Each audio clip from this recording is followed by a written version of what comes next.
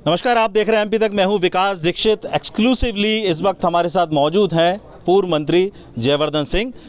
मध्य प्रदेश की मोहन सरकार को लेकर वो क्या कहते हैं, उनसे जाने लेते हैं। जी बताइए, अभी रीजनल इंडस्ट्री कॉन्क्लेव हो रहा है ग्वालियर में। अभी बताया जा रहा है कि संसदीय क्षेत्र जो है ज्योतिरादित्य सिंधिया जी का है, गुना संसदीय, इसमें काफ़ी कुछ दिया जा रहा है। कुछ अडानी आकर प्लांट लगा रहे हैं। ऐसे कुल मिलाकर 3,500 करोड़ का यहाँ पर इन्वेस्टमेंट किया जा रहा है। वो तो पहले भी एक दो फैक्ट्रियों के यहाँ पे दावे किए गए थे, लेकिन आज दिन तक पूरे गुना ज़िले में जो भी बड़े उद्योग हैं, चाहे एनएफएल का प्लांट हो, चाहे गेल का प्लांट हो, ये सब इंदिरा गांधी जी या राजीव गांधी जी के द्वारा ही स्थापित यहाँ पर किए गए थे। और कहीं ना कहीं पिछले 20 सालों में 2003-04 के बाद ऐसा कोई भी बड़ा विकास हमारे ज़िले में नहीं हुआ है।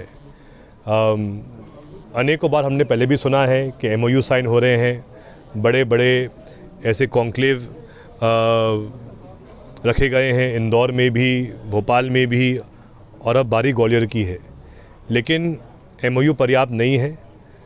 जब काम चालू होगा तो ही हम मानेंगे। सीएम का कहना है कि छोटे छोटे जो क्लस्टर्स बनाए जा रहे हैं डिविजनल लेवल पे, तो वहाँ से ज़्यादा अच्छा आउटपुट्स निकल कर आ रहे हैं। अब लोगों को रोज़गार भी वो तो पहले भी जो हमारे पूर्व सीएम साहब थे शिवराज सिंह चौहान जी, उनने भी एक नारा दिया था, एक जिला एक उत्पाद।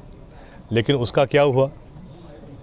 तो ये भाजपा असल में बहुत इनकी आदत है ऐसे नारे देने की, क्लस्टर के बारे में बात करने की, ज़िले में हर अलग ज़िले में अलग एक उत्पाद के लिए कुछ प्रोडक्शन स्थापित करने की। लेकिन अगर आप देखें तो ग्वालियर के आसपास भी बड़ा उद्योग क्षेत्र पहले रहता था। आज कुछ बचा है वहाँ पे? कुछ भी नहीं बचा है। ग्वालियर भिंड के बीच में जो पूरा क्षेत्र था मालनपुर का। तो इस प्रकार से कहीं ना कहीं भाजपा के राज में उद्योग जो पहले थे मध्य प्रदेश में ख़त्म हो चुके हैं। आज दिन तक जो भी बड़े उद्योग मध्य प्रदेश में हैं, जैसे मैंने उल्लेख किया था गेल एनएफएल के बारे में, या फिर मंडीदीप के क्षेत्र के बारे में हम बात करें, बीना रिफाइनरी के बारे में बात करें, जो भी बड़े बड़े उद्योग क्षेत्र हैं, पीतमपुर का जो पूरा औद्योगिक क्षेत्र है, ये सब बने हैं कांग्रेस के समय।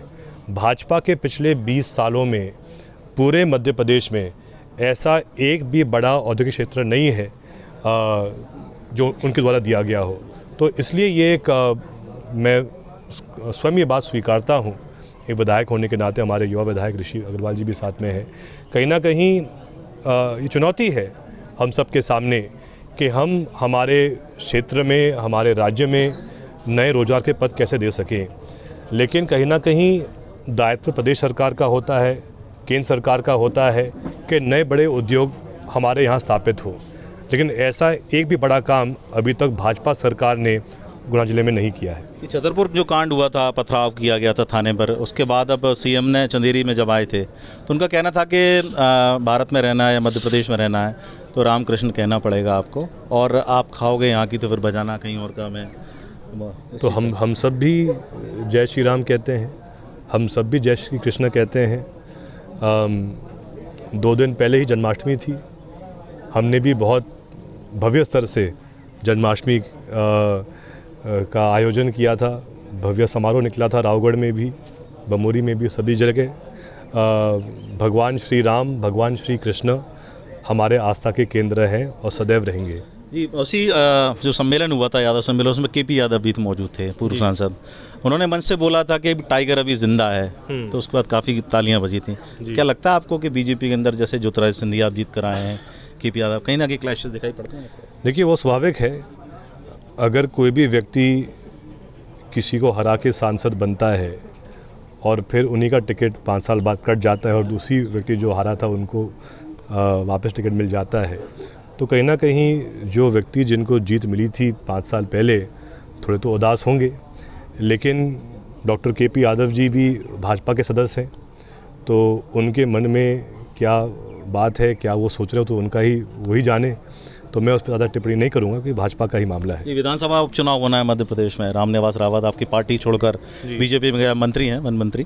तो अब आपकी क्या तैयारी है? क्योंकि चूँकि ग्वालियर चंबल संभाग का क्षेत्र पड़ता है, तो आप भी कहीं ना कहीं इसमें इंटरेस्ट रखते हैं पूरे क्षेत्र में, वहीं दूसरे लोग भी इंटरेस्टेड हैं। तो क्या लगता है आपका कांग्रेस कितना चुनाव किस स्तर पे लड़ेगी जाकर? देखिए, सीधी बात है, जो घटनाक्रम चालू हुआ है मध्य प्रदेश में 2020 से, जहां लगातार कुछ लोग जो जनता के आशीर्वाद से जीत के आते हैं, बड़ा पद हासिल करते हैं और फिर सौदा करके अपना पद बेचते हैं और फिर दूसरी पार्टी से चुनाव लड़के ही उम्मीद करते हैं कि वापस जनता उनके लिए वोट करे, ये प्रथा हमें ख़त्म करनी है। और ये ख़त्म तभी हो पाएगी जब जनता इनको सबक सिखाएगी। तो ये जो सौदेबाजी की राजनीति है, इसके खिलाफ हमारी लड़ाई निरंतर जारी रहेगी। जहाँ तक सवाल विजयपुर विधानसभा क्षेत्र का है, अभी जो चुनाव घोषित हुए हैं हरियाणा में, झारखंड में, उनके साथ तो चुनाव नहीं हो रहा है। अब शायद जब भी तारीख आगे आएगी तब हम देखेंगे कि इसमें जो हमारा प्रत्याशी जो भी रहता है, लेकिन हमें आज से तैयारी करनी है। हम सभी लोग, चाहे हमारे बमोरी के विधायक हों, चाहे मैं हूँ, चाहे अन्य जो हमारे शिवपुरी, ग्वालियर, मुरैना, श्योपुर के भी विधायक बाबू जंडेल जी, हम सब मिलके वहाँ पर काम करेंगे एक ही लक्ष्य के साथ कि पुनः जब भी उपचुनाव हो तो कांग्रेस का विधायक वहाँ से बन के आए विजयपुर विधानसभा से। भोपाल में विधानसभा घेराव की तैयारी है क्या? जी, युवा कांग्रेस के हमारे अध्यक्ष मितेंद्र सिंह जी बहुत बड़े स्तर पे कार्यक्रम कर रहे हैं। मुख्यमंत्री निवास का घेराव है, हज़ारों लाखों लोग पूरे प्रदेश भर से वहाँ मौजूद रहेंगे, जो युवा भी हैं और साथ में जो हमारे जो बड़े नेता हैं सब उसमें मौजूद रहेंगे। मुद्दा जो एक ज्वलंत मुद्दा है आज के समय, अगर हम बात करें तो जिस प्रकार से खुलेआम चोरी और लूट हो रही है, आप स्वयं कल्पना कीजिए। हम गुना हमारे गृह जिले की बात कर रहे हैं। हनुमान टेकरी हम सबके आस्थाओं का केंद्र है और कभी किसी ने कल्पना नहीं की थी कि हनुमान टेकरी जैसे प्राचीन स्थल पर भी चोर इतने हावी हो जाएंगे कि वहाँ पर उनने डकैती कर दी। कहीं ना कहीं टेकरी सरकार के प्रति सभी की आस्थाएं जुड़ी हुई हैं, लेकिन जो आज हालात हो चुके हैं गुना ज़िले में और पूरे मध्य प्रदेश में, एक तरफ हम उम्मीद करते हैं कि जब वापस लगातार पिछले 20 सालों में चौथी बार सरकार भाजपा की बनी है, सिर्फ 15 महीने छोड़ के, तो उनका आज पूरा नियंत्रण होना चाहिए था कानून व्यवस्था के ऊपर, विकास के संबंध में भी। लेकिन जो घटनाक्रम लगातार हो रहे हैं, इससे साफ दिख रहा है कि वर्तमान सीएम साहब का कोई नियंत्रण नहीं बचा है कानून व्यवस्था को लेकर, जबकि वो स्वयं गृह मंत्री हैं। आप स्वयं कल्पना कीजिए, टेकरी सरकार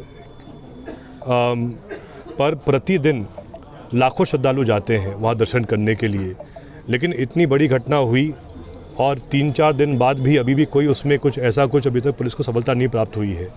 तो ऐसा क्यों हो रहा है? ऐसी लापरवाही क्यों? अभी तक भाजपा के एक भी बड़े नेता ने इस पर कोई टिप्पणी नहीं की है, कोई जनता को आश्वासन नहीं दिया गया है, जबकि हमारे सभी जो साथीगण हैं, विधायक जी भी हैं, ऋषि भाई, जिलाध्यक्ष जी, सब लोग वहाँ एसपी साहब से मिले भी थे, इस पे ज्ञापन भी दिया था। लेकिन भाजपा की तरफ से जब इतने बड़े उनके नेता हैं, केंद्र मंत्री स्वयं सिंधिया जी यहाँ से भी हैं, सांसद इस क्षेत्र से हैं, किसी के द्वारा भी कोई आश्वासन नहीं दिया गया है कि किस प्रकार से क्या कार्रवाई की जा रही है पुलिस के द्वारा।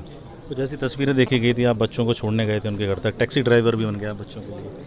जी, हमेशा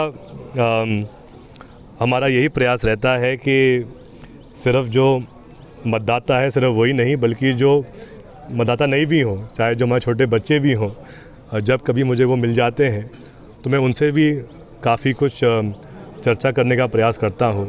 मैं असल में, हमारा एक गांव है बड़ा आमलिया, मेरा एक वहाँ पे मैं किसी के यहाँ बैठने जा रहा था, तो वहीं चौराहे पर बच्चे भी स्कूल से वापस लौट रहे थे पीपल खेड़ी से, तो रास्ते में हमारी मुलाकात हो गई। तो वो भाग कर आए मेरे पास कि हमको भी फ़ोटो चाहिए आपके साथ।